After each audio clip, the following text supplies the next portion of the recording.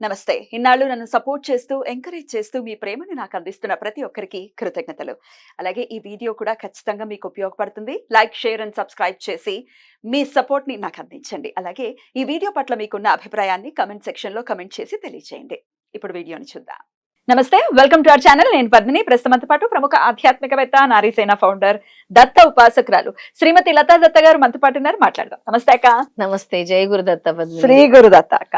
అక్క, అఖండ దీపం అనేది పెట్టటం ప్రతి ఇంట్లో ఎక్కడైతే దత్తుడి ఆజ్ఞ ఉందో అక్కడ మాత్రమే పెట్టటం, దత్త అనుగ్రహాన్ని పొందే విధంగా అక్కడ దత్త చరిత్ర పారాయణ చేయటం సప్తాహం రూపంలో 7 రోజులు కూడా ఎంతో వైభవపేతంగా ఎన్నో ఇళ్లలో జరిగి ఉంది.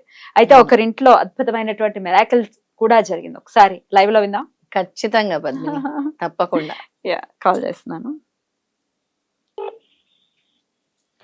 హలో పద్మిని గారు, నమస్తే అండి. బాగున్నారా? బాగున్నానండి. బాగున్నారా? నేను బాగున్నానండి. స్వర్ణలత గారు, ఏంటి మీ జీవితంలో జరిగినటువంటి మిరాకిల్ అఖండ దీపం పెట్టుకున్న తర్వాత ఒకసారి మాకు చెప్తారా? చెప్తానండి.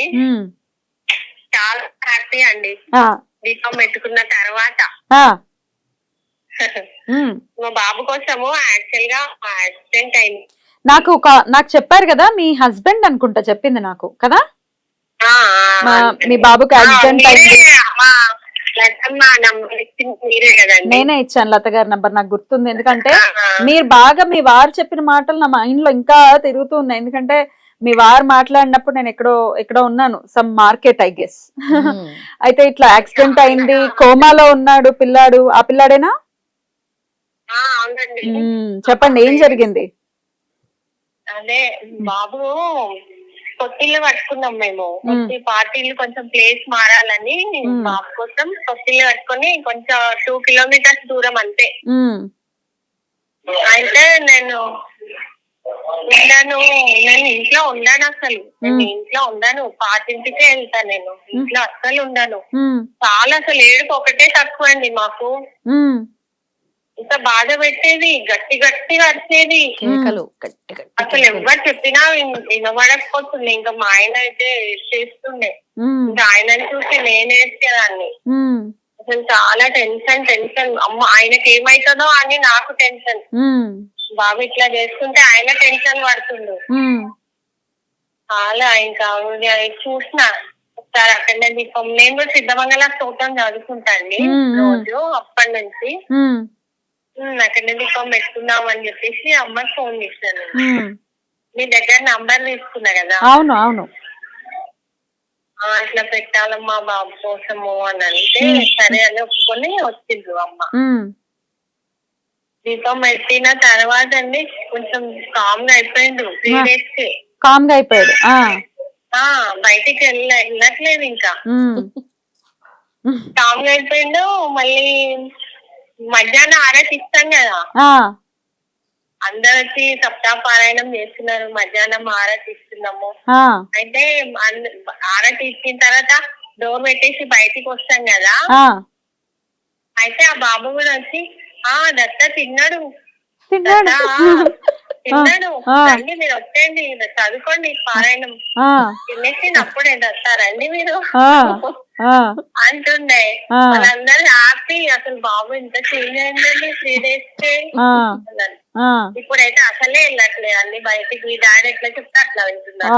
Very good. ఇప్పుడు ఆ యాక్సిడెంట్ తాలూకు ఇబ్బంది నుంచి కూడా బయటకు వచ్చేసారా?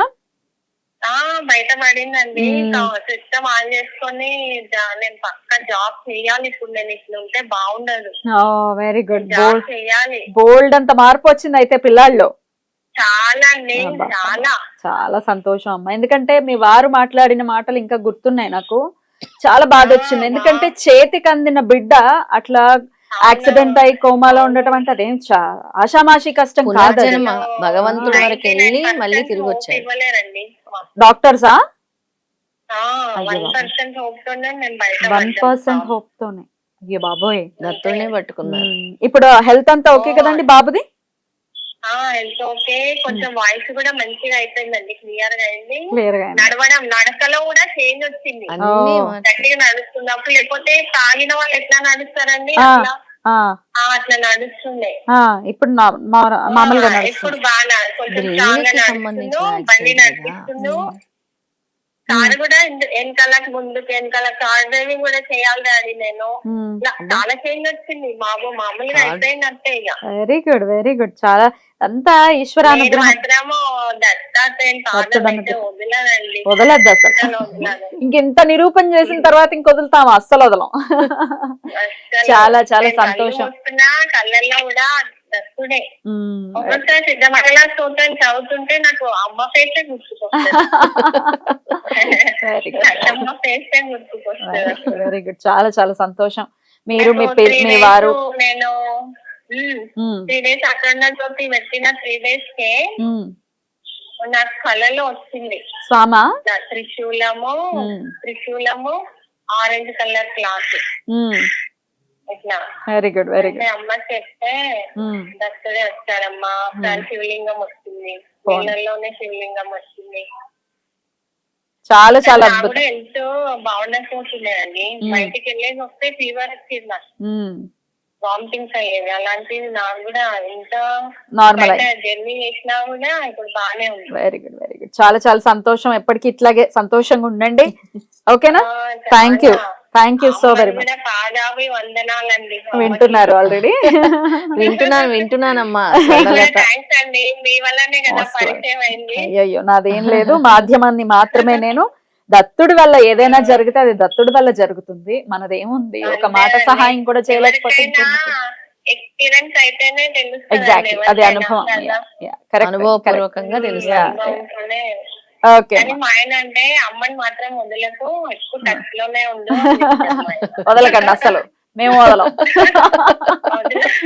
రైట్. ఆల్ ది బెస్ట్ అమ్మా. Thank you so very much. మీ వారిని కూడా అడిగినట్టు చెప్పండి. సరే అండి, మా ఆయన కూడా హ్యాపీ అండి. ఉండండి, అలాగే హ్యాపీగా ఉండండి. ఓకే, ఉంటానమ్మా. థ్యాంక్ యూ అమ్మా. Thank you, thank you. Welcome, welcome. So beautiful అక్క.